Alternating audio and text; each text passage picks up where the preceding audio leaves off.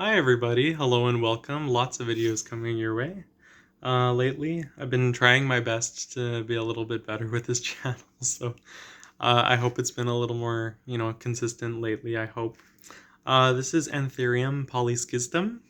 Poly meaning many, and schist meaning dissections or grooves or separations. So, Anthurium polyschistum, it's basically named after this really beautiful leaf shape. So this plant is a native of Colombia, as well as the rainforest flats in Bolivia, as well as lots of places of extreme eastern Ecuador. And it's a really cool one. It reminds me a little bit of Anthurium clavigerum or Polydactylum with their dissected leaves. It also actually kind of reminds me a little bit of marijuana or cannabis, and I think a lot of people think the same because there's a really, really interesting leaf structure. It's just really undulating and kind of crispy looking. They're really cool. It reminds me a little bit of a Schefflera too, actually. So I wanted to put this video next to my video on bird's nest anthuriums because this is a good example of a climbing anthurium. So I don't know if you can see here, but this plant is looking for a place to climb. It's a plant that suffers if it doesn't have a pole or an extension to climb on. It produces lots of aerial roots at this glossy node point. I don't know if that's going to focus, but that over there is a node. You can expect to see anywhere from 2 to 6 or so aerial roots coming out of there. And they're really, opportunistic. They'll climb and bramble on just about anything you can put them on. I just got this one from North Shore Tropicals, which is one of my favorite suppliers of tropical plants here in British Columbia. They also ship to the States. Not sponsored. I just like their plants. But yeah, so this is Anthurium polyschistum. Also, forgive me, I say polyschistum a lot, but it is polyschistum. It's just a bit of a bad habit. So this plant over here needs very, very high humidity. For an anthurium, I find it really struggles and suffers if you can't provide it with a relatively constant high humidity environment.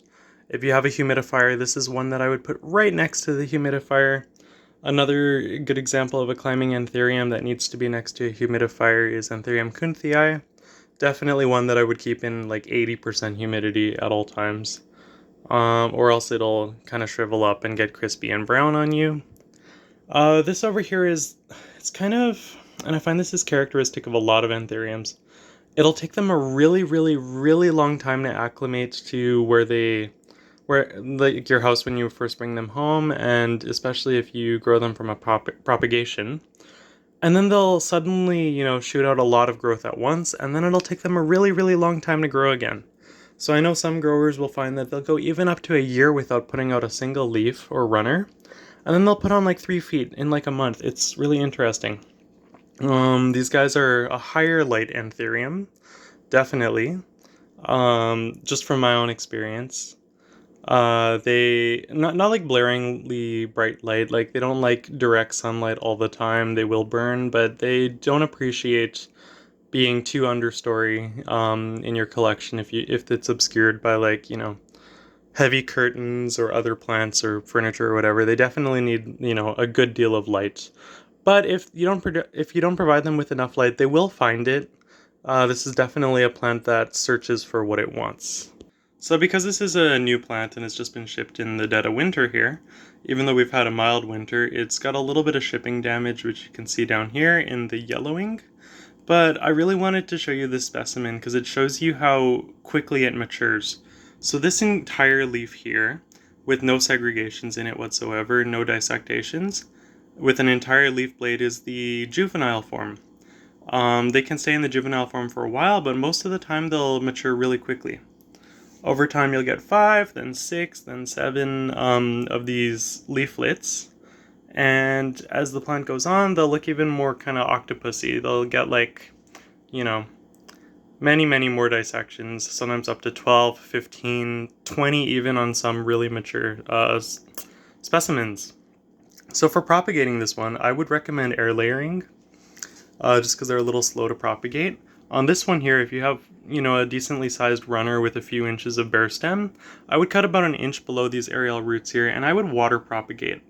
You can by all means propagate these in chunky aroid mix or in a prop box filled with moistened sphagnum moss with a little bit of fertilizer in there, but I find that water propagation is by far the most successful method for these guys. Another thing I gotta say is some people will deal with leaf drop. They'll have really long tendrils on this plant where it won't produce leaves for a very long time. Sometimes you'll get long tendrils that are leafless for even up to like 3-4 feet. Give it a little bit more light. Your plant's asking you for more light there. Give it something to climb onto. If you water this with regular tap water, sometimes you'll notice you'll get chlorotic yellow spots on your leaves. That's normal. Just, this is a plant that I would recommend watering with rainwater if you have access to it. If you have a rain barrel or similar outside. It's a warmer temperature plant. It is technically a decently thriving highland Anthurium. This is one that you'll see in higher altitudes in Bolivia. However, I find that in the home environment, it doesn't like to be too cool. It's a plant that, plants are weird like that. Like in the wild, you'll find plants living in concrete, and then the moment you put them inside and domesticate them, they kind of want like the best of the best conditions, or else they suffer, which I find kind of interesting. But this is one that likes being, warm. It's definitely not one that likes temperature variation too much in the night. If you let it climb, it'll grow slightly larger leaves, but not much larger than this. But they're really, really cool. And the thing is, each and every single leaf has a different number of undulations, which is really cool too. This is a notoriously really hard one to get to bloom. If you have one in bloom, you're incredibly lucky. Definitely save some pollen, cross-pollinate these. I think you could make a lot of money if you made an Anthurium polyschistum hybrid. I don't see very many of them out there. Actually, I don't think I've ever seen one out there, but definitely a plant that if you can, hybridize, I would recommend it. I just want to show you kind of the full fan of these leaves. They're really cool. And I hope that this one's a fast grower. If it is, I'll update you soon. I have a bit of a hunch that it'll be a fast grower because it already has this new leaf, and I have it in pretty high light, high humidity. It needs good drainage though, I will say that. Best to grow them in high perlite or leca, completely hydroponically, or in a chunky aroid mix. But yeah, that over there is Anthurium polyschistum. Not a very common one. Definitely a really cool one. From a distance, you might have people, asking you like, "Hey, where'd you get that weed?" But no, it's an Anthurium polyschistum. So, yeah, stay blessed, you guys.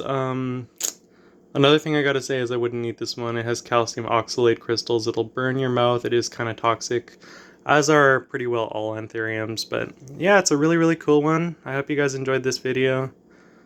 I 12 out of 10 recommend growing this plant. And yeah, stay blessed and take care.